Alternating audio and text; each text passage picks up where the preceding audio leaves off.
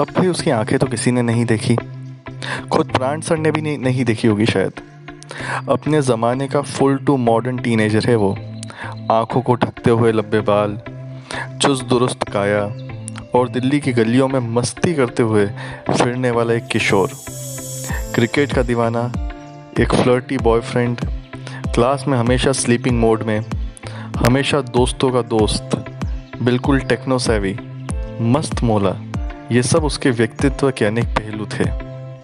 जी हाँ, हम बात कर रहे हैं प्यारे, शरारती, चतुर, डरपोक, भोले भाले और मनमोजी बिल्लू की। बिल्लू एक ऐसा कैरेक्टर रहा है जिसने डायमंड कॉमिक्स के से हमेशा पात्रों के साथ में एक अच्छा संबंध बनाया है और हमेशा उनको लुभाया है, हमेशा उनको गुदगुदाया है। प्राण सर का ये कैरेक्टर अपने आप में ही बहुत ही मज़ेदार और आकर्षक कैरेक्टर रहा है। खास बात तो इसकी यह है कि केवल ये ही एकमात्र एक ऐसा कैरेक्टर है जिसको हमेशा क्रोनोलॉजिकल ऑर्डर में बढ़ते हुए दिखाया गया है, बिल्कुल उसकी उम्र के अनुसार, जैसा कि रियल लाइफ में होता है। उसकी शुरुआती कॉमिक्स में वो एक नन्हे शरारती बच्चे के रूप में आता है जो कि काफ़ी कुछ पिंकी जैसा ही है, और उसका रुझान सिर्फ खेल कूद, आइसक्रीम, चॉकलेट, लुका छुपी, स्कूल से बचने के लिए बहाना बनाना, पापा की डांट का डर और इन्हीं सब चीज़ों के इर्द गिर्द घूमता है। फिर धीरे धीरे वो बढ़ने लगता है और टीनेज यानी किशोर अवस्था में पहुंचता है, और यहाँ से तो कहानियाँ और ज़्यादा रोचक हो जाती है।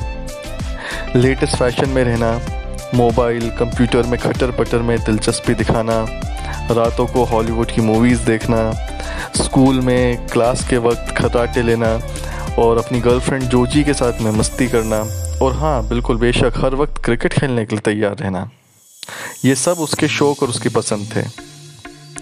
इस तरह से बिल्लू की कहानियों में कुछ बदलाव भी आए और इन बदलाव से उसकी कहानियाँ और ज़्यादा मनोरंजक बनने लग गई।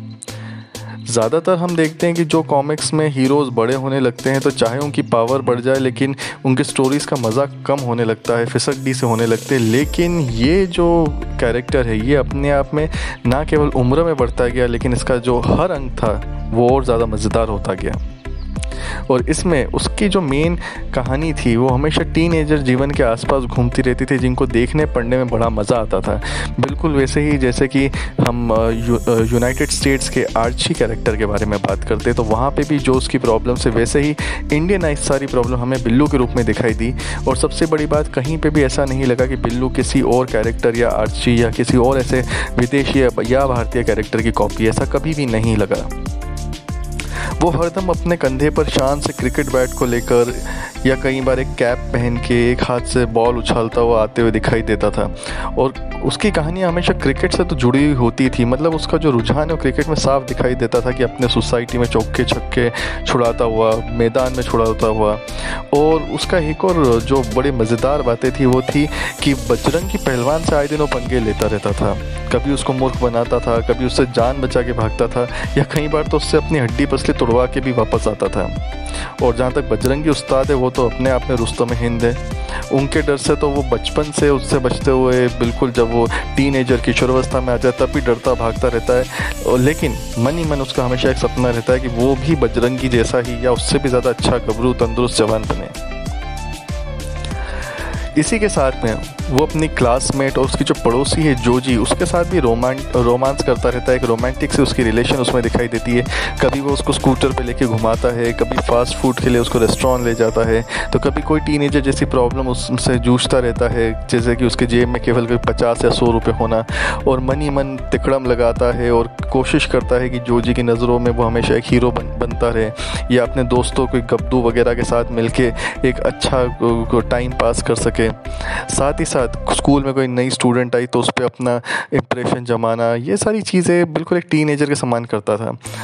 तो ये सब की सब चीज़ें उसकी जो थी वो बिल्कुल चुलबुले और किशोर स्वभाव की झलकियाँ इसमें दिखती थी।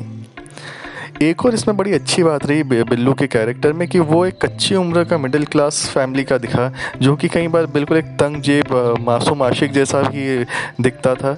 इवन जो जोजी है वो एक अमीर कर्नल की बेटी, तो उससे कभी इश्क लड़ाते हुए और कभी उस खुर्राट कर्नल के नज़रों में से बिल्कुल आवारा और फालतू शरारती छोकरे की जो इमेज थी, उस इमेज को ठीक करने की कोशिश में और ज़्यादा गड़बड़े करते जाना।